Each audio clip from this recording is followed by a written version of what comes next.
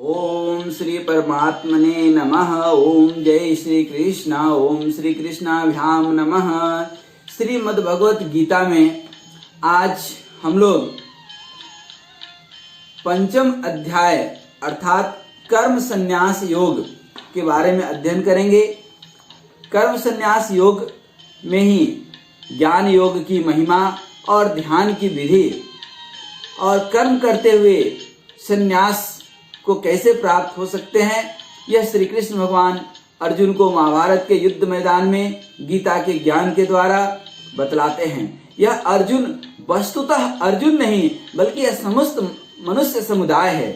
श्री कृष्ण जो साक्षात परमपिता परमात्मा के अवतार हैं, मनुष्यों के रक्षा के लिए, मनुष्यों को ज्ञान देने के लिए अर्जुन को निमित्त बनाते हैं। अर्जुन कहते हैं कि हे श्री कृष्ण, आप कर्मों के संन्यास की और फिर कर्म योग की प्रशंसा करते हैं। अर्थात कभी कर्म की व्याख्या करते हैं, कर्म की महत्व बताते हैं, कभी ज्ञान की तो कभी संन्यास की। इसलिए इन सब में जो हमारे लिए जो है निश्चित कल्याण कारक हो उसको सविस्तार कहिए। भगवान श्री कृष्ण कहते हैं कर्म संन्यास और कर्म योग ये दोनों ही परम कल्याण के करने वाले हैं, परंतु उन दोनों में भी कर्म संन्यास कर्म योग साधन में सुगम होने से श्रेष्ठ है, अर्थात कर्म योग श्रेष्ठ है। हे अर्जुन, जो पुरुष न किसी से द्वेष करता है न किसी की आकांक्षा करता है वह कर्म योगी सदा सन्यासी ही समझने योग्य है, क्योंकि राग द्वेष आदि द्वंद्वों से रहित पुरुष सुख पूर्वक संसार बंधन से मुक्त हो जाता है। उपयुक्त संन्यास और कर्म योग की जो है मूर्ख लोग अलग अलग फल देने वाले कहते हैं, न कि विद्वान, क्योंकि दोनों में से एक में भी सम्यक प्रकार से स्थित पुरुष दोनों के फल रूप परमात्मा को प्राप्त हो जाता है। ज्ञान योगियों द्वारा जो परम धाम प्राप्त किया जाता है, कर्म योगियों द्वारा भी वही प्राप्त किया जाता है। इसलिए जो पुरुष ज्ञान योग और कर्म योग को फल रूप में एक देखता है वही यथार्थ देखता है। इसको ठीक वैसे ही समझें कि कहीं पहुंचने के दो रास्ते हैं, एक शहर होकर के और एक बाईपास होकर के। पहुंचना वहीं पे है, बस यही है कि एक शहर के अंदर अंदर आप धक्का मुक्की खाते हुए रेंगते हुए पहुंचते हैं, थोड़ा समय लग सकता है, और बाईपास से आप सीधे वहां का वहां पहुंच जाते हैं, पहुंचते एक ही जगह पे हैं। इसी तरह से कृष्ण भगवान भी कर्म योग और ज्ञान योग को समझाते हैं। परंतु हे अर्जुन, कर्म योग के बिना संन्यास अर्थात मन, इंद्रिय और शरीर द्वारा होने वाले संपूर्ण कर्मों में कर्तापन का त्याग प्राप्त करना कठिन है, और भगवत स्वरूप को मनन करने वाला कर्म योगी पार ब्रह्म परमात्मा को शीघ्र ही प्राप्त कर जाता है।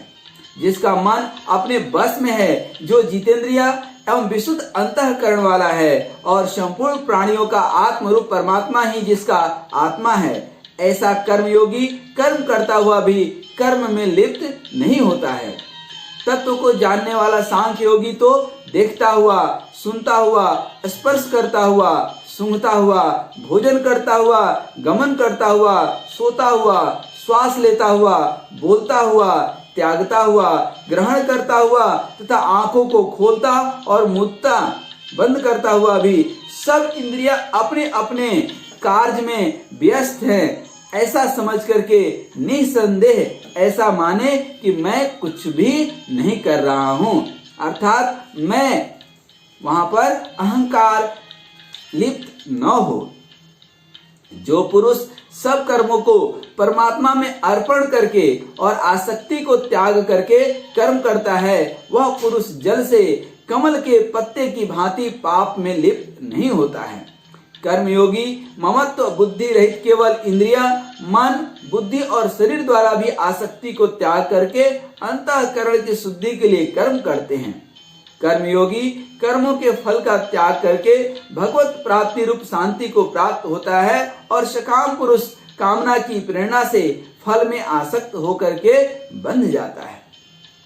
अंतःकरण जिसके बस में है ऐसा सांख्य योग का आचरण करने वाला पुरुष न करता हुआ और न करवाता हुआ ही 9 द्वारों वाले शरीर रूप घर में सब कर्मों को मन से त्याग करके आनंद पूर्वक सच्चिदानंद घन परमात्मा के स्वरूप में स्थित रहता है। परमेश्वर मनुष्यों के न तो कर्तापन की, न कर्मों की और न कर्म फल के संयोग की ही रचना करते हैं, किंतु स्वभाव ही व्रत रहा है, अर्थात स्वभाव के द्वारा ही सब कुछ हो रहा है, ऐसा मानता है। सर्वव्यापी परब्रह्म परम पिता परमेश्वर भी न किसी के पाप कर्म को और न किसी के शुभ कर्मों को ही ग्रहण करते हैं, किंतु अज्ञान के द्वारा ज्ञान ढका हुआ है, उसी से सब अज्ञानी मनुष्य मोहित हो रहे हैं। परंतु जिनका वह अज्ञान परमात्मा के तत्व ज्ञान के द्वारा नष्ट कर दिया गया है, उसका वह ज्ञान सूर्य के सदृश उस सच्चिदानंद घन परमात्मा को प्रकाशित कर देता है।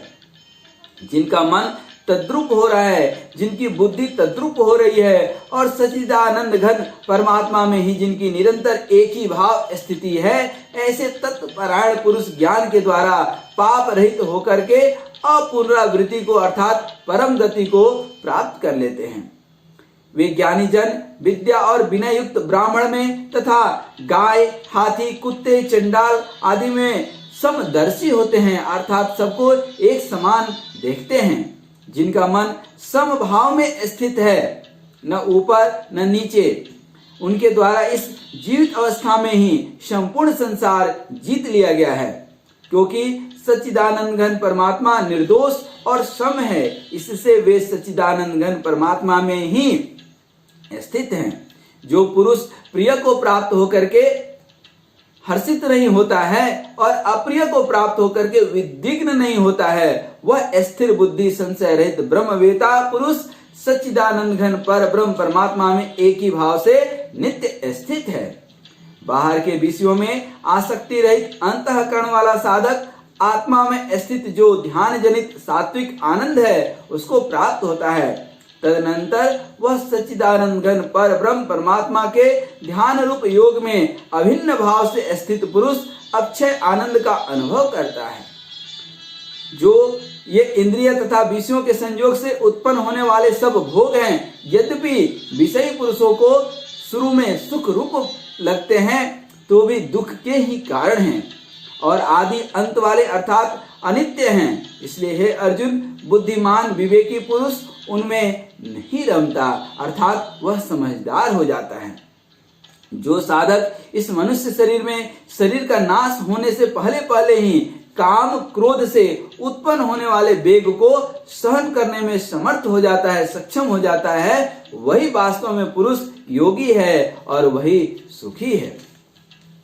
जो पुरुष अंतरात्मा में ही सुख वाला है, आत्मा में ही रमण करने वाला है तथा जो आत्मा में ही ज्ञान वाला है, वह सच्चिदानंद घन पर ब्रह्म परमात्मा के साथ एक ही भाव को प्राप्त सांख्य योगी शांत ब्रह्म को प्राप्त होता है। जिनके सब पाप नष्ट हो गए हैं, जिनके सब संशय ज्ञान के द्वारा निवृत्त हो गए हैं, जो संपूर्ण प्राणियों के हित में रत हैं और जिनका जीता हुआ मन निश्चल भाव से परमात्मा में स्थित है, वे ब्रह्मवेता पुरुष शांत ब्रह्म को प्राप्त होते हैं।